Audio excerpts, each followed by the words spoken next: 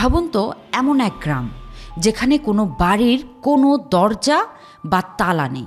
আজ বলছি মহারাষ্ট্রের সেই অলৌকিক গ্রাম শনি সিংনাপুরের রহস্য। সাথে আছি আমি প্রিয়া রানী ছেত্রী। মহারাষ্ট্রের এই গ্রামে কয়েকশো বছর ধরে কোনো বাড়িতেই কপাট বা তালা লাগানো হয় না। এমনকি এখানকার ব্যাংকগুলোতেও কোনো বড় তালা থাকে না। এর পেছনে রয়েছে এক অদ্ভুত অলৌকিক কাহিনী। প্রচলিত আছে ৩০০ বছর আগে বন্যায় ভেসে আসা এক বিশাল কালো পাথর এখানকার নদীর তীরে আটকে যায়।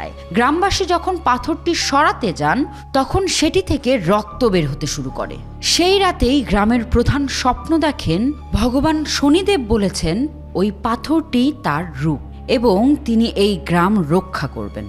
শর্ত একটাই, গ্রামে কোনো দরজা রাখা যাবে না। গ্রামবাসীর বিশ্বাস, যদি কেউ এই গ্রামে চুরি করার চেষ্টা করে তবে শনিদেবের কোপে সে অন্ধ হয়ে যায়। আজও মানুষ সোনা দানা আর টাকা খোলা রেখেই নিশ্চিন্তে ঘুমান। আধুনিক বিজ্ঞানের যুগেও কি এক দৈব শক্তি আজও এই গ্রামকে আগলে রেখেছে? আপনার বাড়িতে কি আপনি এক রাত দরজা খোলা রেখে ঘুমাতে পারবেন?